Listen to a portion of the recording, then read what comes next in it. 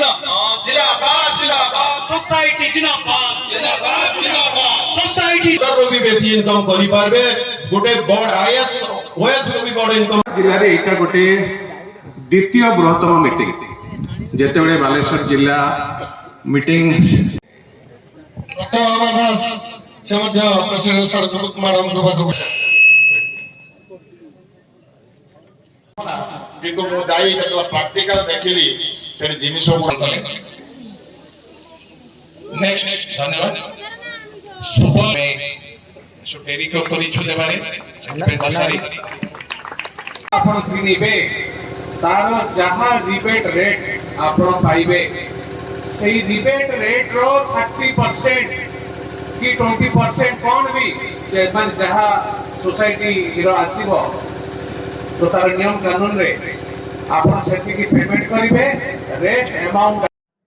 Odisha state labour cooperative society limited additional secretary स्वरूप Kumar Raut sir हमर Odisha state labour cooperative society limited तरफ रु unemployed मानक पई कोन सब सुविधा रहउची ता सहित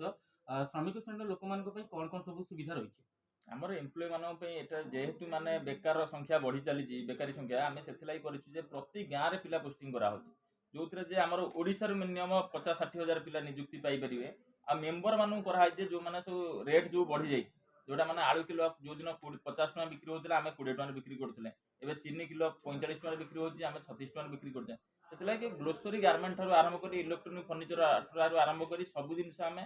50% डिस्काउंट रे दबा लागि चेष्टा जारी रखी सोसाइटी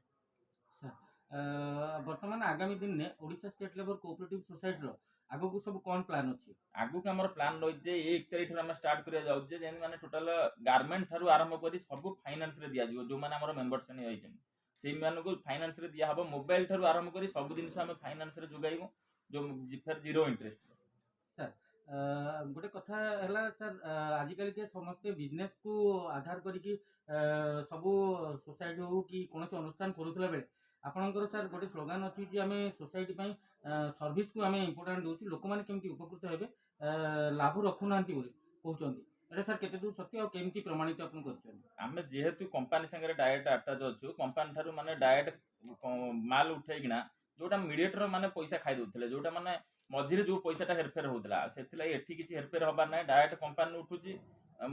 दिया होची मेंबर मानको हमर जोटा लक्ष्य अछि जे आगामी दिन आमे राम राज्य करि परिबो बोली सेथिला बहुत जल्दी याकू स्वीकार करिया जाउ धन्यवाद सर थैंक यू आपन परिचय मो ना श्यामलाल प्रधान ओडिशा राज्य श्रमिक समवाय समिति लिमिटेड रो सेक्रेटरी अछि सर हमर Odisha state labour cooperative society तरफ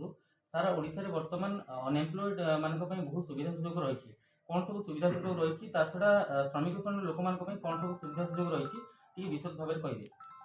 काहे देखन तो भारत गोटे देश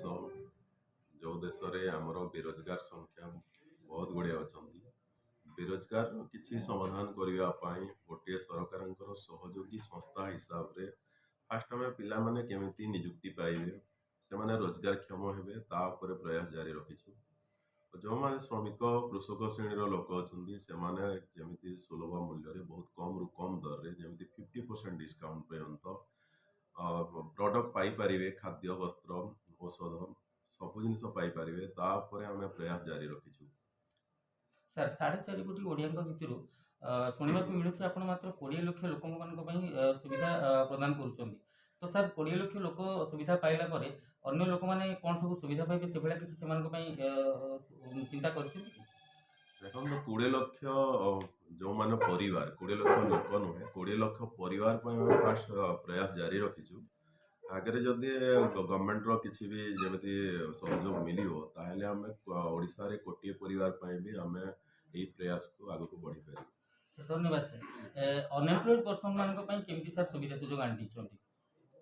जो माने के हमरो एम्प्लॉय आसीचंती से मानन को हमें केमिति परमानेंट करि परिबु से मानन को दीर्घस्थायी केमिति करि परिबु ता पय प्रयास जारी रखिछु धन्यवाद सर बहुत बहुत धन्यवाद Odisha state labour cooperative society तरफ आपन आंतरिक साधुवाद सहित अशेष धन्यवाद विभु प्रसाद सतपति बीएमसी टीवी ओडिया।